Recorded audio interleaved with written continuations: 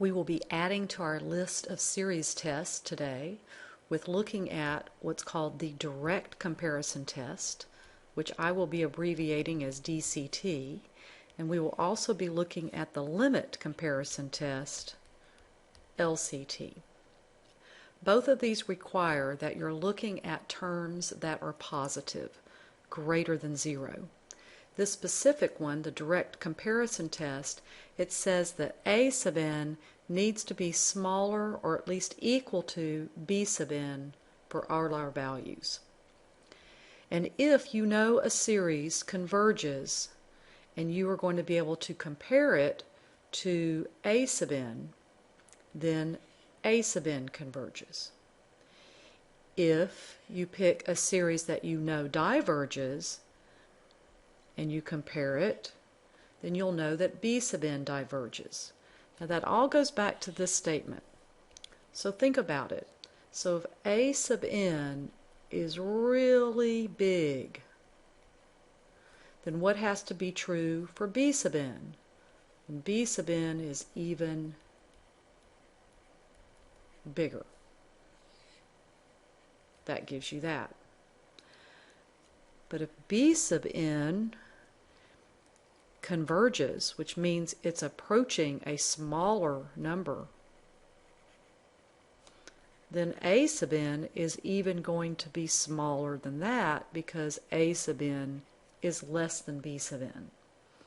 So try to understand the comparisons. Now, we were going to see in the direct comparison test that we want all A sub n's to be smaller than B sub n, but because the convergence of a series is not dependent really on its first several terms, you can modify the test to only require that this is true eventually, as in at some point that is going to be a true statement. We're also going to be looking at the limit comparison test. So here you just have to know that all your terms are positive. And then most books just give the limit comparison test as this, that if you compare the limit of the ratio of the two series and you get L, where L is a limit that's finite and positive, then these series will agree, meaning they either both converge or diverge. However, a few other books will also state that if you have a limit that equals to 0, then they would both converge. And if the limit is infinity, they would both diverge. This first case is the one that's used most often. And the great thing is it will work even if you accidentally kind of write the fraction upside down. Whether you put the A on top or the B on top, as long as you get that L as a finite and positive limit, then they're still going to agree on convergence or divergence. However, these two cases are special. You have to make sure that the fraction is what I would call right side up. In other words, the A sub n has to be on top of B sub n for this to work. Now you're going, well, what do I know? A sub n, B sub n. These two series is what you're going to choose to compare. And how are you going to know what to choose? That's the hard part. We're just going to choose things, and that's why we're going to practice. I also want to say that just with the direct comparison test, the limit comparison test can be modified to require that the terms be positive at some point, as in eventually. At the beginning you may have a few negatives, but as long as they eventually are all positive, the test will still hold. The only way we get better at all of these tests is to practice. So let's just dive in. So we're going to determine the convergence or divergence. Clearly state your reasons. Now remember, you can use any test that you think might work. But these first few are designed where you're going to have to use either the direct comparison test or the limit comparison test, because these are not going to be geometric, they're not telescoping, they're not a p-series, the nth term test fails, And I just like to avoid the integral test as all possible. All right, so let's look at number 1. And let's think about that comparison test, meaning you have to pick something that you know. All right, pick a series that is known. When I say is known, like a geometric series, and you know what R equals to, a P series where you know what P equals to. Those are really what you're going to compare it to. How do you know? Well, let's look at this. Look at the powers of n and kind of disregard the numbers. Wouldn't you think that it would reduce to 1 over n cubed? Do I know anything about the series of 1 over n cubed? Yes, I do. This is a known series. This is a P series where P is 3, which is greater than 1. So I know this converges. But I now have to compare it. So the direct comparison test, what do I have to do? Well, the first thing I have to do is I have to show an inequality. So if what I'm picking converges, then I'm going to say, all right, 1 over n cubed converges. What I'm comparing it to has to be smaller.